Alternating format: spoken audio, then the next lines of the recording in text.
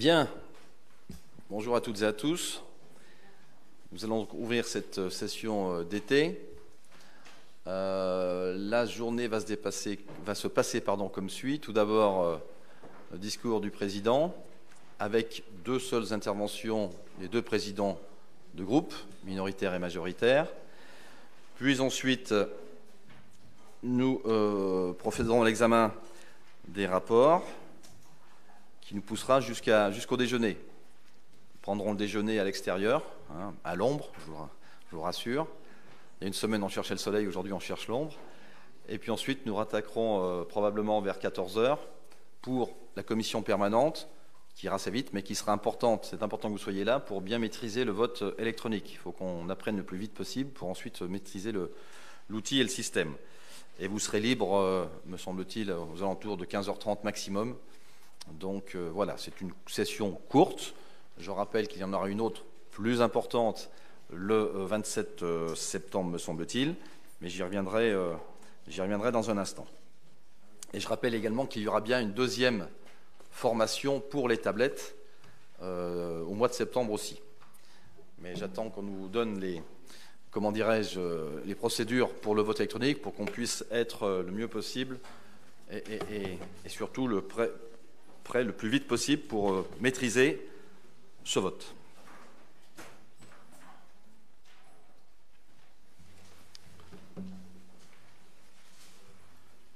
Bien.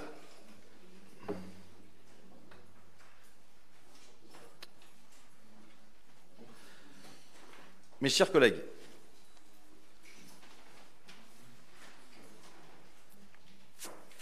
à l'occasion de cette deuxième session de notre mandat, je souhaite vous présenter le projet que la majorité départementale, l'un de toutes nos forces, va mettre en œuvre dans les prochains mois.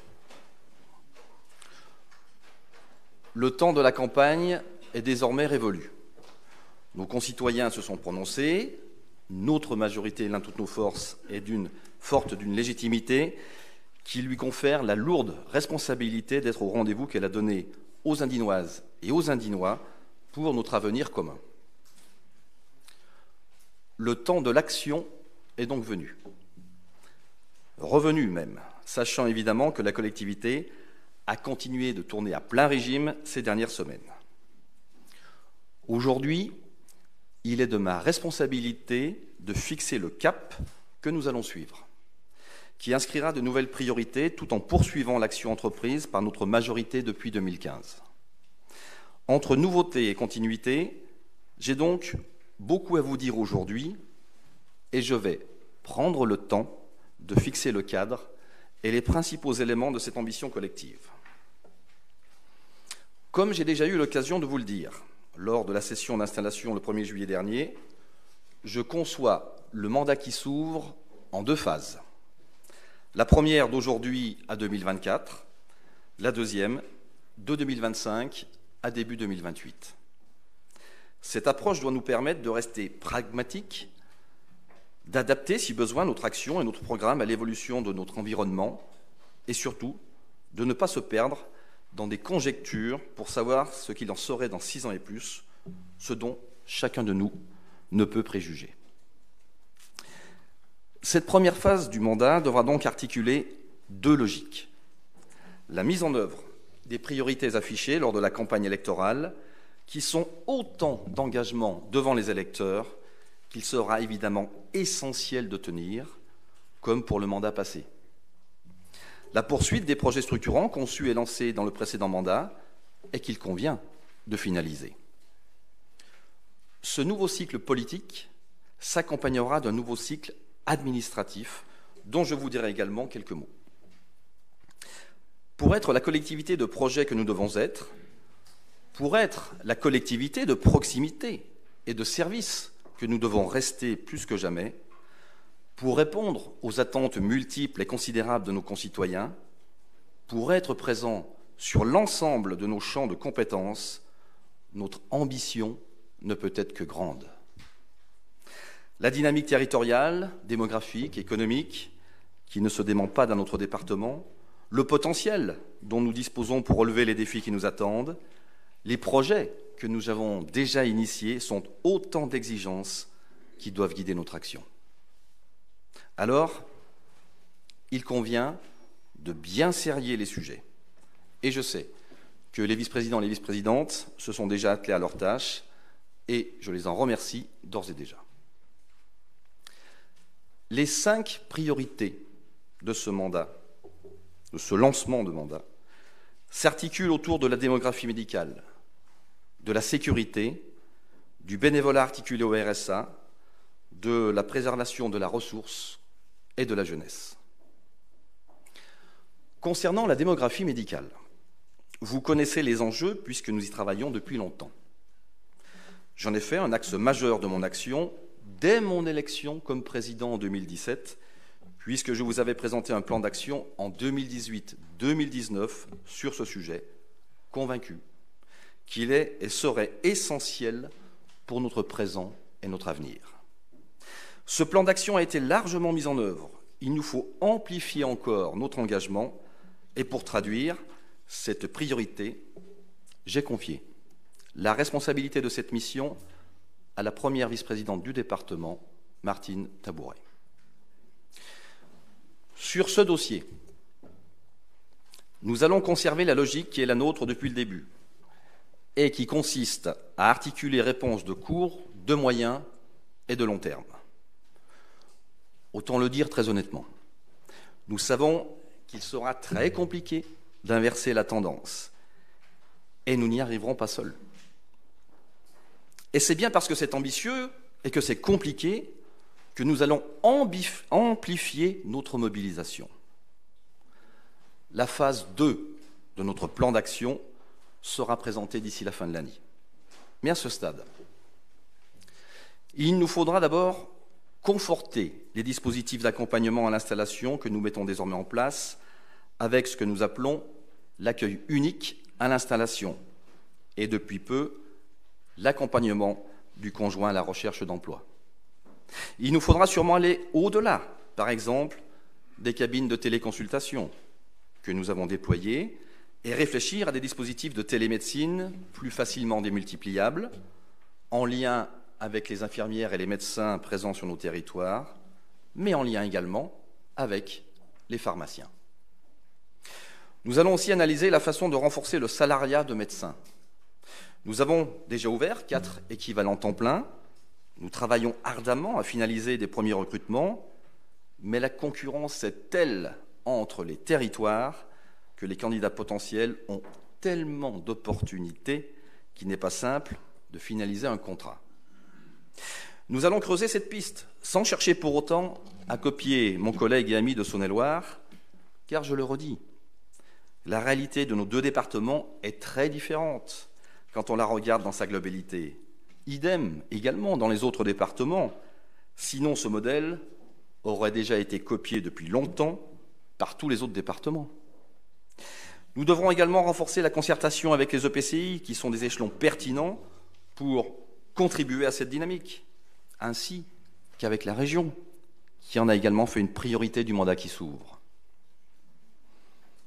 Comme vous l'avez entendu, j'ai eu l'occasion avec le président de la région Auvergne-Rhône-Alpes, Laurent Wauquiez, de confirmer pendant la campagne l'installation d'une première année de médecine, une PASS, à Bourg-en-Bresse, pour 50 étudiants indinois dès la rentrée de septembre 2022. Depuis cette annonce et cette confirmation, plusieurs échanges ont eu lieu avec la gouvernance de Lyon 1, qui est porteuse de ce projet. L'ambition de l'Université Claude Bernard est grande. Elle est même enthousiasmante. L'enjeu n'est pas seulement d'installer une première année de médecine et de se dire que l'objectif est atteint. Non. Il s'agit évidemment de créer les conditions de la réussite de cette PASS dans nos départements afin que nos étudiants indinois aient les mêmes chances que leurs homologues de Lyon et d'autres campus rattachés à cet enseignement. Il s'agira aussi ensuite et progressivement d'adosser d'autres années du cursus d'études de médecine, de démultiplier les terrains de stage et pour aller au-delà encore, de conforter le pôle universitaire burgien par l'accueil d'autres enseignements. Les dirigeants de Lyon 1 nous disent que les candidats enseignants sont nombreux pour installer plusieurs licences sur notre territoire et on ne peut que s'en réjouir. En septembre, le cahier des charges et le choix du futur lieu d'implantation de la PAS seront finalisés par Lyon 1. Il nous restera donc la fin de l'année pour finaliser le projet, créer les conditions matérielles et l'environnement d'accueil et d'encadrement afin que les étudiants puissent s'inscrire dès l'ouverture des droits de Parcoursup et envisager de commencer leurs études de médecine ici, dans l'Ain, et non plus en Lyon. L'enjeu est évident. Nous savons tous déjà que les étudiants formés dans l'Ain seront inévitablement plus enclins à venir ensuite ouvrir leur cabinet sur nos territoires. Cet ancrage, cette fidélisation, c'est tout l'enjeu de ce projet, qui est donc un projet à conduire au long cours, mais il va être urgent de concrétiser. Véronique Baude agira sur ce dossier de façon transversale, évidemment, avec Martine Tabouret. Nous devrons également finaliser notre projet de maison des professionnels de santé, que nous avions identifié comme un élément structurant de cette logique d'attractivité et que nous voulons mettre en œuvre, en essayant à la fois de fidéliser les professionnels exerçant déjà chez nous et en donnant une ambition portée par tous, pour toutes celles et tous ceux qui voudraient venir s'installer chez nous et que nous aurons, je l'espère, démarché nous-mêmes pour cela. Sur ce projet de maison des professionnels de santé, nous pourrions greffer le sujet du logement des internes. Et pour cela, nous discutons avec l'ARS, mais aussi avec l'hôpital de Fléria, pour voir dans quelle mesure nous pourrions adosser sur ce projet immobilier une capacité d'accueil de logement pour les internes et les étudiants qui sont en formation à Fléria ou en stage dans nos territoires. Dès lors que ce projet immobilier prendra inévitablement du temps, nous ouvrirons un portail digital début 2022 pour montrer notre ambition de façon digitale et mettre en avant toutes les mesures que nous proposons ou préparons pour attirer de nouveaux professionnels. Voilà pour le sujet de la démographie médicale, dont vous comprenez qu'il sera essentiel dans les prochains mois et les années à venir, et qu'il demandera une mobilisation exceptionnelle de notre part, à la hauteur des attentes, pour ne pas dire des angoisses, de nos concitoyens sur le sujet. La politique sanitaire, comme vous le savez, est évidemment une politique relevant d'abord et avant tout de l'État, qui en porte la responsabilité à l'échelle de la nation. Si nous avons aujourd'hui la quasi-obligation de nous saisir à bras-le-corps de ce dossier, c'est bien parce que l'État aura organisé depuis des années le déclin de notre système de santé de proximité. Autre sujet sur lequel la majorité départementale assume de dépasser ses frontières, la sécurité. Là encore, il s'agit d'une responsabilité première de l'État de garantir la sécurité de tous nos concitoyens. Je ne pense pas avoir besoin de vous faire de longs développements pour vous convaincre de la faillite de l'État et des attentes de nos concitoyens. Elles sont considérables. L'insécurité n'est pas seulement un sentiment, mais bien trop souvent une réalité qui nécessite une réponse au quotidien, de la prévention à la répression. Il ne doit pas y avoir de place pour les délinquants dans la République. Alors, à l'échelle de notre collectivité, nous allons concentrer notre mobilisation et les moyens là où nous sommes en capacité de les déployer, de façon pertinente, incontestable et surtout utile. Nous allons donc faire le lien selon 3 axes, et Jean-Pierre Guettet travaille déjà en ce sens. D'abord, commencer à doter, quand la loi le permettra, c'est-à-dire début 2022 notamment, nos sapeurs-pompiers professionnels de caméras vidéo piétons qui seront activés en continu ou en fonction du besoin lors de leurs interventions. Il s'agit, comme toutes les autres forces de l'ordre, d'un dispositif qui est d'abord et avant tout préventif et qui vise à sécuriser l'intervention, alors même que les incivilités et les agressions se multiplient à l'encontre de nos sapeurs-pompiers, ce qui est tout simplement inacceptable. Face à ces dérives, il faut une réponse ferme, ambitieuse. Cette réponse sera déployée en fonction des priorités et des besoins, en lien étroit évidemment avec le directeur du SDIS, avec qui nous avons déjà ouvert le sujet. et en tant que président du conseil d'administration du SDIS, je compte bien faire avancer ce projet dès que la loi Madras aura été adoptée. Dans le même ordre d'idée, nous allons travailler pour soutenir les investissements des communes dans les dispositifs de vidéosurveillance. Et pour l'avoir mis en place sur ma commune de Montréal-Lacluse, je sais que ces dispositifs, s'ils sont bien déployés, peuvent être très efficaces et utiles. Eh bien, nous allons donc peut-être bonifier nos taux d'intervention dans nos dotations territoriales pour accompagner les communes qui souhaitent se doter ou renforcer leurs équipements en la matière. Et puis, nous compléterons ce dispositif pour aider les communes qui souhaitent équiper également leur police municipale. Et enfin, et ce n'est pas le moindre de nos engagements, mais je souhaite que nous sécurisions les abords des collèges du département par des dispositifs de vidéosurveillance. L'enjeu est important. La région l'a fait sur ses lycées. Eh bien nous, je souhaite que nous nous équipions progressivement nos collèges. Nous allons le faire en priorisant évidemment les sites, en travaillant en étroite collaboration avec la gendarmerie et la police nationale. Nous allons ouvrir le sujet avec l'éducation nationale et aussi avec les principaux de collèges. Il s'agira d'établir un protocole strict et précis d'intervention des caméras et surtout d'exploitation des images. L'exploitation de ces images sera confiée aux forces de sécurité, soit en nous adossant sur les réseaux déjà existants des communes, soit en créant des flux de sécurité. Pour ce faire, je souhaite évidemment concerter avec la gendarmerie et la police et peut-être conventionner notre dispositif. Et à propos de la sécurisation des collèges, cela se fera encore une fois en transversalité entre Jean-Pierre Guettet et Véronique Baude. Troisième priorité de ce mandat, qui s'exercera dans un champ de compétences essentiel du département, l'insertion. Comme nous l'avons annoncé pendant la campagne, nous allons mettre en place un dispositif qui doit permettre de faciliter le retour sur le marché du travail de celles et de ceux qui sont allocataires RSA. Il s'agit là d'un enjeu essentiel que de construire un parcours d'insertion, de redonner une valeur au travail, à l'engagement et à l'effort. Depuis 2015, le département s'inscrit dans une logique de droits et de devoirs et l'engagement dans une action d'insertion est, elle aussi, une obligation. Elle se concrétise par la signature d'un contrat d'engagement réciproque entre les bénéficiaires et nous, et c'est dans ce cadre-là, que le bénévolat sera proposé.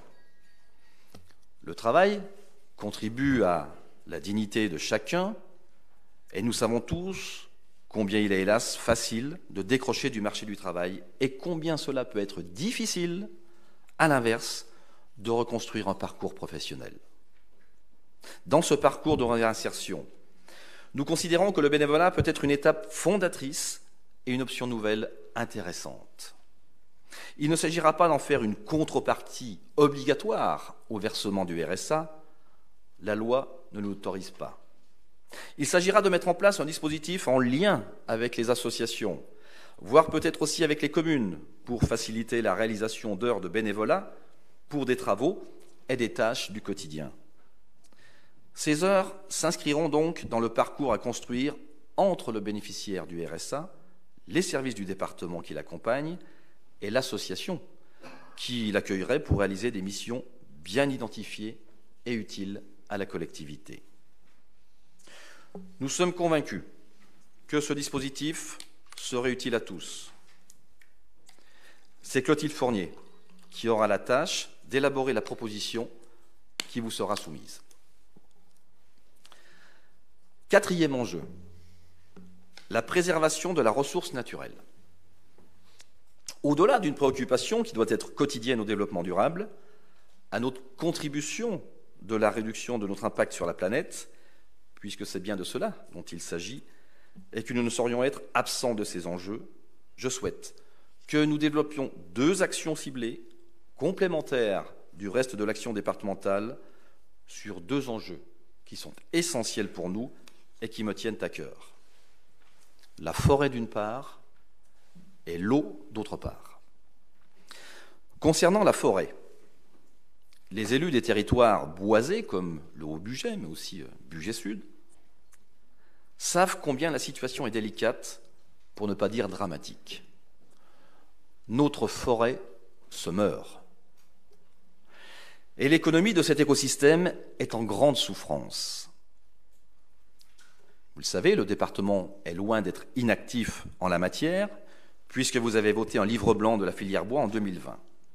Mais pour aller encore plus loin, pour concentrer notre effort sur la régénération de nos forêts, sur la lutte contre les maladies qui la font disparaître, pour faciliter le reboisement, pour soutenir les acteurs et les filières professionnelles, je souhaite que nous organisions à l'automne les premiers états généraux de la forêt, qui nous permettront d'ouvrir un nouveau chapitre sur ce dossier, de travailler avec les professionnels et d'arriver en quelques mois, donc en 2022, à l'identification des pistes d'action concrètes et ciblées. Je crois que nous devons concentrer notre effort sur quelques priorités et renforcer notre visibilité sur le soutien à cette ressource qui peut être essentielle à certains territoires et à certaines communes. Dans le Haut-Bugey, par exemple, la forêt, c'est 75% du territoire recouvert. Deuxième enjeu spécifique, l'eau. Je vous en ai parlé déjà à plusieurs reprises. Nous devons prendre des mesures simples et de bon sens pour préserver une ressource qui, malgré les apparences depuis pas mal de jours, se raréfie. Les épisodes de sécheresse se multiplient, l'économie de la Dombes repose en partie sur l'eau. C'est une rivière qui nous donne notre identité. Nous sommes riverains du Rhône et de la Saône. En un mot commençant, l'eau est constitutive de notre identité. Elle est une richesse. Nous faisons déjà beaucoup pour aider les communes et les EPCI sur leurs travaux de réseau d'eau et d'assainissement, et c'est un des volets les plus utilisés de notre dotation. Je souhaite que nous allions encore plus loin et que nous nous concentrions sur des dispositifs qui permettent notamment de récupérer les eaux de pluie. On en perd quelques hectolitres depuis des semaines, et pour toute nouvelle construction et toute réhabilitation dans nos bâtiments et dans nos collèges. C'est Jean-Yves Flochon qui aura la responsabilité d'organiser les états généraux de la forêt et de nous présenter ce plan d'action sur l'eau. Pour poursuivre quelques instants dans ces sujets liés aux conséquences de notre action et de notre vie quotidienne sur la planète, je tiens à redire que chaque vice-président sera en charge de transcrire dans ses champs de compétences la transition écologique, que nous allons nous doter d'objectifs quantifiés de réduction de nos gaz à effet de serre et que nous allons progressivement identifier dans notre budget l'ensemble des investissements et des dépenses que nous réalisons au titre de cette contribution à la préservation de nos ressources. L'enjeu est essentiel. Il doit être porté de façon collective et transversale. Il ne peut plus être la responsabilité d'un ou d'une personne seule. Il est de notre responsabilité à tous, et je n'oublie pas non plus notre engagement dans la SEMLEA, qui sera un des bras armés de notre action en la matière. Cinquième priorité, la jeunesse. Là encore, ce sujet s'impose comme une évidence. Nous devons avoir une préoccupation quotidienne d'accompagner nos enfants vers l'âge adulte. Nous avons la responsabilité de contribuer à leur éducation au sens large et à leur citoyenneté au sens particulier. Pour ce faire, nous allons activer plusieurs dispositifs. Comme vous le savez, nous avons abondé le chéquier jeune de la dernière session du précédent mandat. Cela pour faciliter l'inscription ou la réinscription de nos jeunes enfants dans une association sportive ou culturelle. L'enjeu est important après ces longs mois sans pouvoir pratiquer ces activités qui sont pourtant essentielles à l'équilibre et au développement des adolescents. Nous l'avons fait aussi pour soutenir le pouvoir d'achat des familles, d'une part, mais également pour soutenir nos associations qui ont été très nombreuses à nous faire part de leurs inquiétudes au cas où les jeunes ne reviendraient pas vers elles. Il en va de la pérennité de l'activité de beaucoup d'entre elles. Ce chéquier jeune sera donc adressé fin août aux 36 000 collégiens du département de l'Ain. Nous n'allons pas faire que cela, bien évidemment, par rapport à notre jeunesse. Au titre de notre compétence liée au collège, je souhaite que nous mettions en place un plan de lutte contre le harcèlement à l'école. C'est un fléau qui touche beaucoup trop de jeunes. Le ministère de l'Éducation nationale a bien identifié le sujet et en a fait une priorité d'action. Je souhaite que nous joignions nos efforts à cet enjeu qui crée tellement de traumatismes qu'il est important de nous mobiliser. Il nous faut donc, là encore, ouvrir le sujet avec l'Éducation nationale et les principaux de collège, trouver les partenaires et les professionnels associatifs avec qui nous allons pouvoir travailler sur ce dossier. Par ailleurs, et comme nous l'avons tous constaté durant la campagne électorale, peu de nos concitoyens sont allés voter. Et tout aussi peu savent quelles sont les compétences d'un département. La citoyenneté, cela s'apprend. Alors nous allons réfléchir à mettre en place des actions ciblées auprès des collégiens pour leur présenter ce que le département fait pour eux et pour leurs familles. Nous allons aussi apporter notre contribution à la façon de comprendre les enjeux liés au droit de vote et à l'exercice de sa citoyenneté. Par cette action, nous renforcerons davantage encore notre engagement pour promouvoir les valeurs de la République que nous avions déjà initiées lors du précédent mandat. C'est Véronique Baude qui portera ces sujets. Et je sais qu'elle travaille déjà à concevoir une politique jeunesse globale qui nous permet d'articuler nos différents dispositifs et de les valoriser demain de façon plus forte. Voilà, mes chers collègues, les chantiers que je considère comme priorité à mettre en action dans les prochaines semaines et les prochains mois. En termes de calendrier, je souhaite que ces dossiers fassent l'objet chacun, dans la mesure du possible, d'une délibération cadre qui vous serait présentée lors de notre prochaine session fixée le lundi 27 septembre et que le budget 2022 traduise les premières mesures de chacun des plans d'action qui seront élaborés. Nous devons avancer, tout en prenant le temps de bien calibrer notre effort dans le temps et dans le mandat. Tous ces chantiers sont importants, chacun à leur place. Certains sont reliés à nos compétences, mais nous allons clairement au-delà de ce que nous pourrions nous contenter de faire d'une certaine façon. Il s'agit donc de choix politiques forts, qui visent tous à positionner le département dans un rôle de leadership, mais aussi d'acteur de terrain et de proximité, de porteur de projets. Nous ne serons crédibles aux yeux de nos concitoyens que si nous agissons pour leur quotidien. Et de ce point de vue-là, on ne va évidemment pas se contenter de gérer les affaires courantes. Je le disais tout à l'heure, notre ambition ne peut être que grande. Eh bien, notre ambition est d'autant plus grande qu'elle ne s'arrêtera pas là. Je voudrais maintenant prendre le temps de recenser les autres enjeux qui doivent jalonner les mois et les années à venir. Rassurez-vous, je ne m'étendrai pas sur le détail, pas aujourd'hui évidemment, mais je voudrais quand même, malgré tout, vous donner une idée de la responsabilité et surtout de la charge de travail qui nous attend. Dans le domaine de l'action sociale, le cœur de nos compétences, les enjeux sont considérables. Dans le champ de l'autonomie, qui est celui de Martine Tabouret, nous devons préparer un plan senior 2.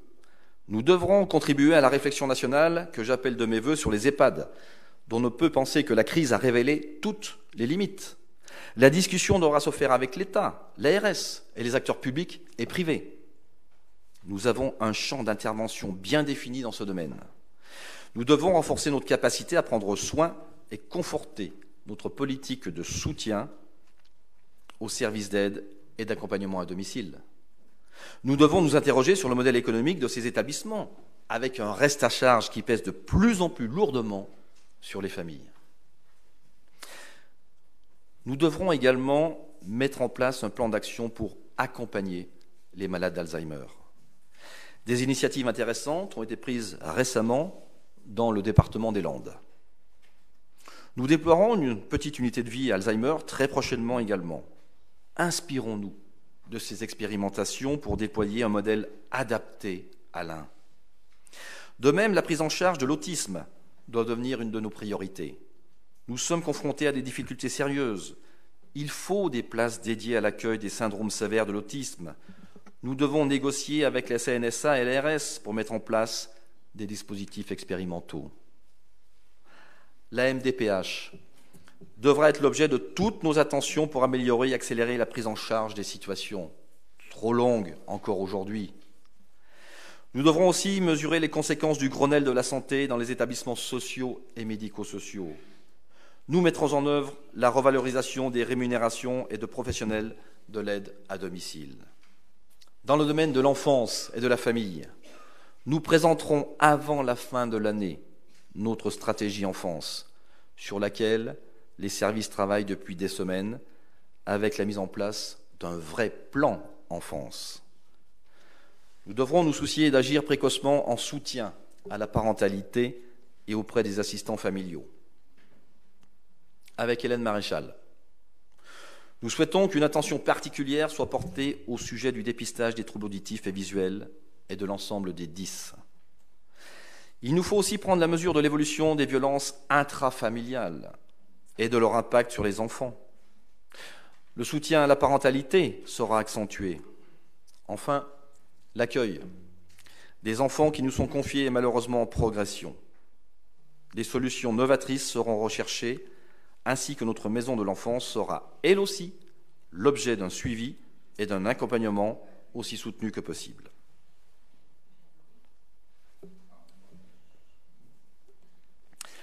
Dans le domaine de l'insertion et de l'emploi, délégation de Clotilde Fournier, nous nous concentrerons sur l'articulation bénévolat-RSA, sans négliger pour autant l'action de notre brigade antifraude qui a montré toute son utilité et qui continuera. Dans le domaine du logement et de l'habitat, nous devrons faire face à la baisse significative de la production de logements. La problématique est nationale et la conséquence directe de l'action du gouvernement.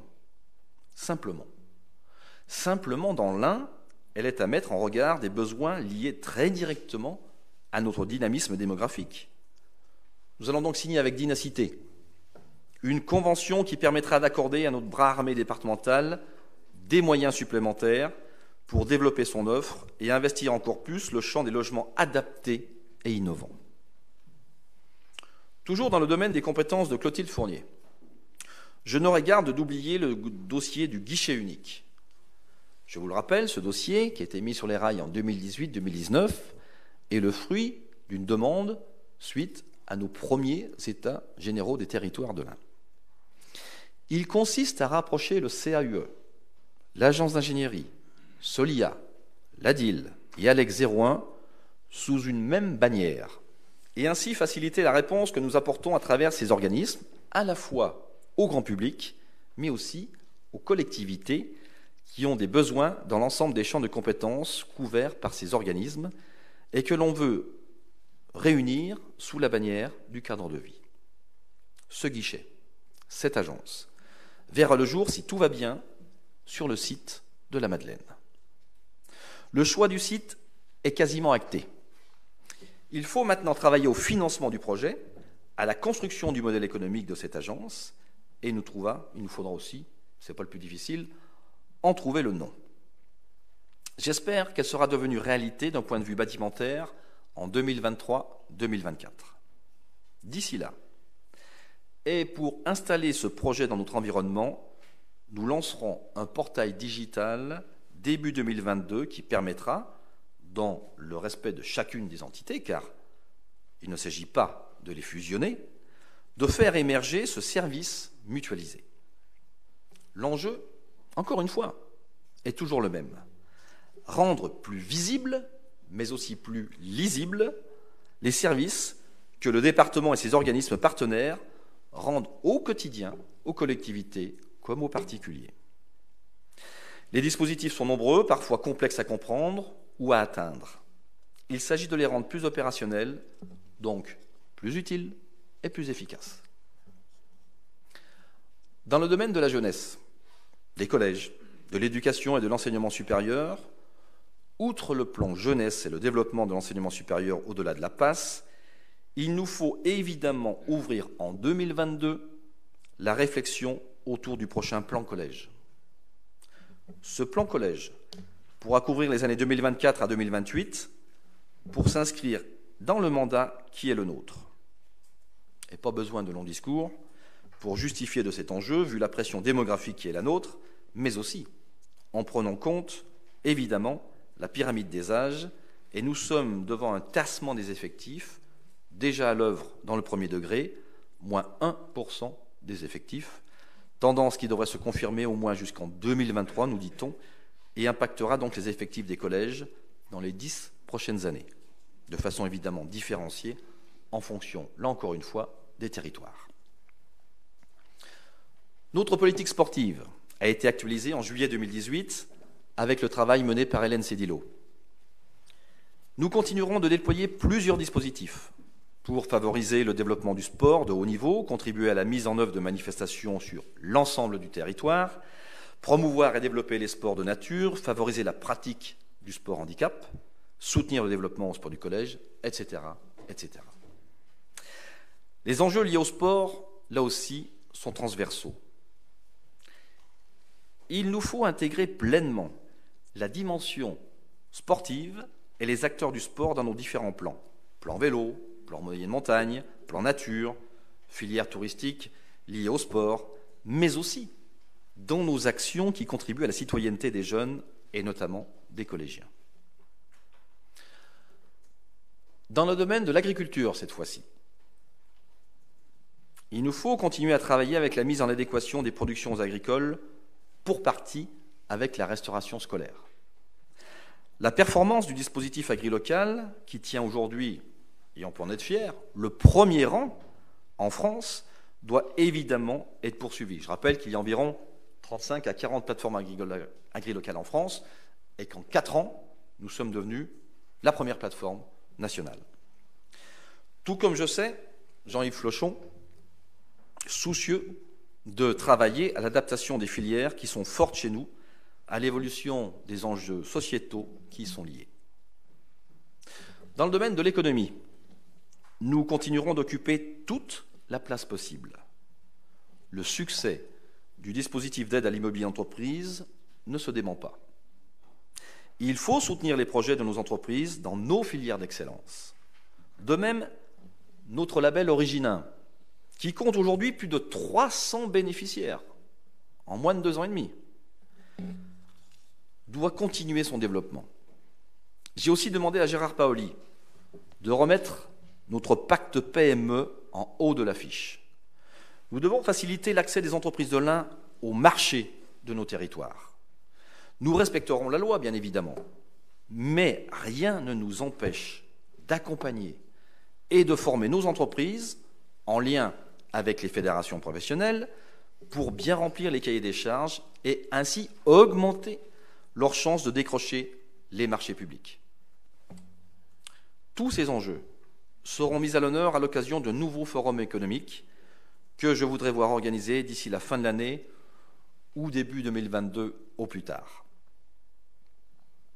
Dans le domaine transfrontalier, la CFG devra continuer de faire l'objet de toutes nos attentions. Cette année encore, le montant de la CFG progresse, même modestement, mais il progresse. C'est une bonne nouvelle compte tenu du contexte, des enjeux et des besoins. Mais ça n'est pas une garantie éternelle. Et il nous faudra une concertation fine avec PGA comme avec la CCPB pour l'utiliser au mieux. Nous devons travailler avec l'État français, avec la région, la Haute-Savoie, au projet de mécanisme transfrontalier qui est avancé par nos amis du canton de Genève pour ainsi accélérer la concrétisation de certains projets transfrontaliers. J'espère que nous arriverons enfin à quelque chose de consensuel et de concret, même si je crains que le calendrier politique suisse freine l'avancée de ce dossier. Nous devrons travailler à nos projets sur le projet d'agglomération numéro 5, le PA4, le précédent, ayant été signé en juin. L'un prendra la présidence du Conseil du Léman en janvier prochain. Nous devrons continuer d'investir ensemble des instances transfrontalières. Nous participerons aux Assises européennes de la transition énergétique qui se tiendront à Genève du 1er au 3 février 2022. Nous devrons aussi renforcer notre articulation avec le pôle métropolitain qui entend jouer son rôle sur le bassin transfrontalier, ce qui est légitime.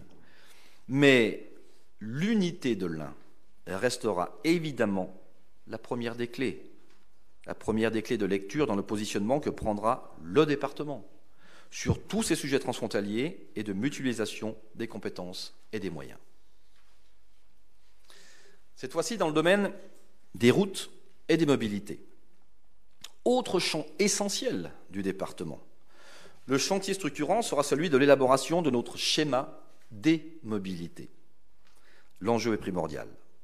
Il doit donner une vision et une doctrine à l'échelle de l'Ain sur la façon dont nous voulons organiser les mobilités et les orienter.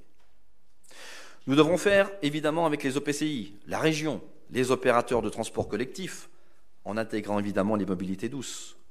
Et c'est bien dans ce sens que j'ai mis notre politique vélo dans le champ de compétences de Guy Bioudet. Vaste sujet que ce schéma, qui sera ouvert à l'automne. La concertation prendra une année, à mon avis. Elle est indispensable pour nous servir ensuite de document d'aide à la décision des élus que nous sommes. Au quotidien, malgré tout ça, il nous faudra continuer d'entretenir nos 4500 km de routes départementales, nos 3230 murs de soutènement, nos 5 tunnels, et évidemment nos 1276 ponts, dont 55 avec une couverture supérieure à 100 mètres. L'enjeu de sécurité n'est plus à démontrer, hélas. Bonne nouvelle, mon cher Guy et ma chère Valérie, l'arrêté validant notre projet de Fleurville a été signé par les préfets de l'Ain et de la Saône-et-Loire. Les travaux commenceront avant la fin de l'année. En revanche, mauvaise nouvelle. L'un ne va jamais sans l'autre. Le pont de Franc, entre Villefranche-sur-Saône et Jasson-Riotier, va faire l'objet d'une surveillance renforcée compte tenu de son état, en parallèle des études pour sa restructuration. Le pont de Belleville aussi doit faire l'objet de discussions avec le Rhône et mon collègue Christophe Guillotot. Ces dossiers d'infrastructure sont essentiels pour les bassins de vie qu'elles desservent. Et je pourrais aussi également citer les travaux du BHNS Gex-Ferney et d'autres, en cours d'achèvement, ou ceux de l'aménagement de la Porte de France, qui vont nous occuper pour plusieurs années. Le contournement de Bourg devra aussi être traité, comme le désenclavement du bassin de Belay. La transition écologique trouvera évidemment sa traduction dans ces innovations à mettre en œuvre dans les techniques routières. Là aussi, il y a un enjeu important. Pour ce qui concerne nos bâtiments, qui ont tous été réunis sous la délégation de Pierre Lurin,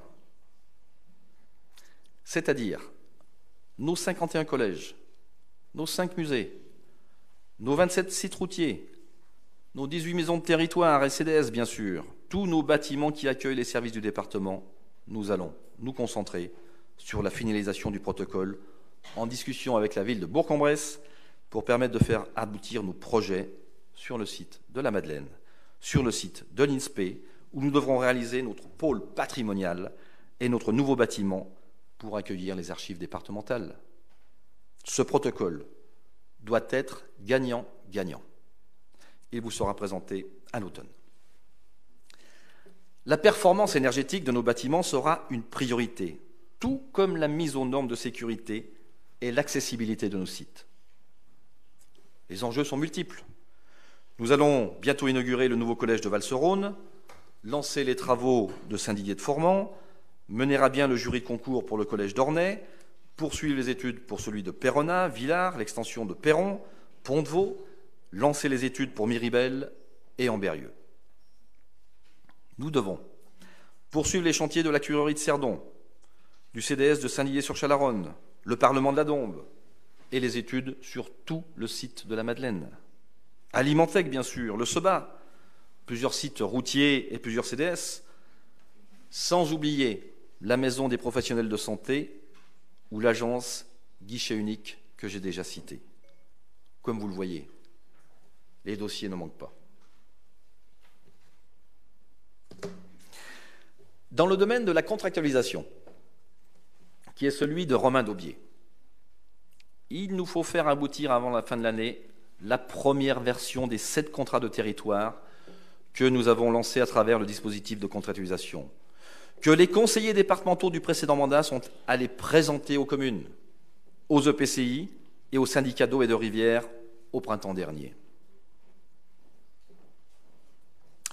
Vous le savez, nous sommes la collectivité partenaire du bloc communal. Nous avons renouvelé notre dispositif. Nous l'avons fait évoluer en l'abondant financièrement. Depuis cette première phase de concertation, les projets sont en train de remonter au département. Ils vont être analysés, consolidés, pour savoir ce qui rentre ou ce qui ne rentre pas dans les enveloppes allouées. Et il nous faudra rédiger les contrats de territoire pour la session de décembre 2021. Contrats qui, dans leur deuxième partie, doivent permettre de valoriser la présence et les investissements du département sur le terrain. C'est aussi un des enjeux essentiels de ce projet. Il nous faut, d'une part, remettre le conseiller départemental au cœur et au centre de son territoire. Et il nous faut aussi faire mieux connaître ce que nous faisons partout sur le terrain. Et cela sans oublier de finaliser la discussion avec la région sur les CPER, de concrétiser notre candidature pour la gestion des fonds du FSL, et nous aurons l'occasion d'y revenir. Dans le domaine du tourisme, du patrimoine, de la culture, celui de Marie-Christine Chapelle, nous devons élaborer avec un tourisme la nouvelle version du livre blanc du tourisme. Nous avons de très nombreux projets à faire aboutir autour du GIP Cerdon. La domaine des saveurs doit poursuivre sa mue et trouver son nouveau public. Nous devons nous interroger sur le positionnement de nos 2 musées, du Revermont et du Bugey-Valromey. Nous devrons interroger les axes prioritaires de notre politique culturelle qui se déclinent dans différents domaines. L'enseignement artistique, avec notre schéma de développement des enseignements artistiques qui concerne 50 communes. La lecture publique, par notre action de développement de la lecture auprès des différents publics, et la mise en œuvre de notre plan de développement des bibliothèques, qui se traduit dans un partenariat avec plus de 230 communes de l'Ain, et dont nous devons prévoir une nouvelle étape, mais aussi le soutien des projets associatifs. J'ai déjà cité les archives, comme un dossier à très fort enjeu, avec la construction d'un pôle destiné à accueillir nos archives ainsi que nos collections départementales. Dans le domaine du patrimoine culturel et naturel, nous pourrons, par-delà notre action pour sa sauvegarde, renforcer nos actions pour que les Indinois, et notamment les jeunes, connaissent mieux les ressources de leur territoire et aient le cœur à les découvrir et à les faire vivre. Cette valorisation constitue également une composante importante de l'attractivité de notre département. La poursuite de la promotion de nos ENS, qui concerne plus de 100 communes, sera là aussi importante. Nous devrons aussi mettre en œuvre la stratégie de la moyenne montagne de l'Ain. C'est désormais la responsabilité de Philippe Aymin de mener à bien ce projet. La stratégie est connue. Elle a été présentée à Nantua en janvier de cette année, validée sur le principe par tous les partenaires, au premier desquels les 5 EPCI directement concernés, sans oublier la région et le commissariat de massif du Jura. Nous devons aussi travailler pour faire évoluer nos 2 syndicats mixtes, celui du plateau de Rotor et celui des Monts Jura. Ce sont des dossiers sensibles, mais incontournables si l'on veut aligner tous les acteurs et tous les opérateurs autour de cette stratégie de conversion, de 4 saisons et d'attractivité renforcée. Je vais arrêter ici la liste de nos projets, car elle est déjà bien longue, alors même qu'elle n'est pas exhaustive. Comme vous le voyez, l'ambition est immense, les chantiers à conduire nombreux, et je crains, après lecture et relecture, qu'il soit difficile de retrancher quoi que ce soit de cette ambition. Pour autant, et vous le savez, vous êtes des élus avertis, tout ne se fera pas en un jour. Vous vous en doutez, et l'enjeu est bien de séquencer et de phaser nos différents projets. Nous devons aussi travailler sur les moyens de notre action. Pierre Lurin va élaborer pour l'exécutif une stratégie financière pour les 3 prochaines années. En la matière, si les fondamentaux de la collectivité sont bons, fruit de notre bonne gestion durant ces 6 dernières années, l'avenir s'annonce difficilement lisible.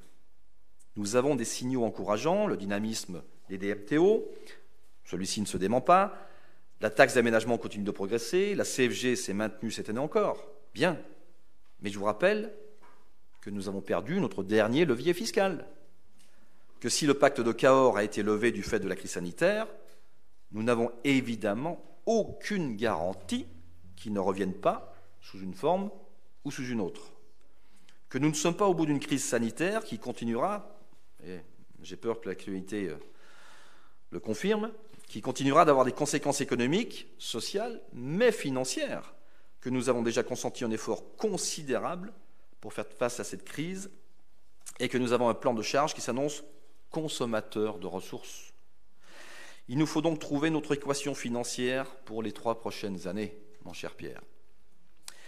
Et comme vous le savez, il n'y a de richesse que d'hommes. Hélène Cédillo, au titre de sa vice-présidence aux ressources humaines, a de très nombreux enjeux devant elle également.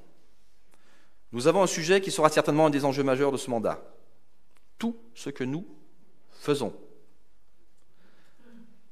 vise à renforcer en un sens l'attractivité du département. Il nous faut aujourd'hui sortir de nos frontières et faire connaître nos ressources, notre potentiel, la qualité de notre environnement et de notre cadre de vie. Nous avons tous les atouts pour attirer les femmes et les hommes capables de permettre à nos entreprises de développer les marchés qu'elles veulent conquérir. Eh bien, cette logique, nous devons l'avoir pour notre collectivité aussi. Nous avons une tâche considérable à accomplir. Nous réussirons avec des équipes en ordre de marche, bien formées, bien encadrées, mieux rémunérées. Les équipes ont porté des efforts importants de maîtrise des dépenses de fonctionnement et le département aura accompagné ces efforts avec une augmentation de 1,5 million d'euros du régime indemnitaire. Nous devons aujourd'hui renforcer notre attractivité d'un point de vue territorial. C'est une évidence. Nous devons aussi la renforcer du point de vue institutionnel pour donner des envies à des jeunes, à des apprentis, à des cadres, à des seniors, à des médecins de venir travailler au sein d'une collectivité départementale. Nous avons de nombreux postes à pourvoir. Nous avons des trous dans la raquette. Nous devons élaborer une stratégie RH qui s'adosse sur une stratégie d'attractivité dûment réfléchie. L'enjeu est essentiel. Et dans cet enjeu, la façon dont nous concevrons et mettrons en avant le télétravail sera un élément important à mes yeux sur lequel nous devons travailler finement. Et pour aller un peu au-delà, au début de ce mandat, on doit marquer également l'ouverture d'un nouveau cycle administratif. Le directeur général, François Geneste, a ouvert la semaine dernière le chantier d'élaboration de nouveaux projets d'administration. La collectivité s'était dotée d'un tel projet pour les années 2017 à 2020. Nous devons engager nos équipes dans l'élaboration d'un nouveau projet. Il doit permettre de refonder le sens de l'engagement de nos agents et de nos cadres. Il doit fixer les valeurs qui les réunissent. Il doit tracer les grandes lignes de l'organisation et les méthodes de travail qui doivent être celles d'une administration moderne. La transversalité doit devenir une réalité quotidienne. Le mode projet doit être un mode de fonctionnement au quotidien. Parmi les projets prioritaires de l'organisation, nous allons travailler avec Hélène Cédillo et le directeur général sur la relation à l'usager pour faciliter la proximité, accroître la lisibilité et la visibilité de l'action du département au plus proche des besoins de la population, en tirant tout le parti de la réorganisation des services, de la solidarité, pour généraliser une approche transversale de ce que l'on appelle communément la relation à l'usager. Nous allons également structurer les fonctions d'évaluation des prestations délivrées aux usagers, de l'efficience, du fonctionnement et du déploiement des politiques publiques par la mise en œuvre de nouveaux dispositifs de contrôle et d'audit notamment. Enjeux essentiels sur lesquels la collectivité est attendue. Nous allons refonder enfin la relation avec l'ensemble des partenaires et des satellites qui entourent le département. Nous devons mieux travailler avec toutes les entités dans lesquelles vous siégez et ou que nous finançons. Il en va de notre responsabilité et de notre efficacité, dès lors que nous sommes évidemment interdépendants avec de nombreuses structures. Sur tous les dossiers structurants que je viens d'évoquer, qui viennent compléter les nouvelles priorités du mandat, je souhaite, là encore, que la session de septembre prochain ainsi que la session de décembre prochain nous permettent de fixer le calendrier de la mise en œuvre de ces politiques à l'échelle des 3 prochaines années. Nous réussirons, mais nous réussirons si nous organisons rigoureusement le portage de cette ambition. Beaucoup de ces projets appellent une grande transversalité et je compte sur tous les vice-présidents pour la faire vivre au quotidien, sur le directeur général des services pour coordonner l'ensemble de nos dispositifs et sur l'implication de tous les directeurs généraux adjoints et directeurs pour mettre en action notre ambition commune. Nous réussirons en équipe. Alors, mesdames et messieurs, mes chers collègues, la majorité est l'un de toutes nos forces.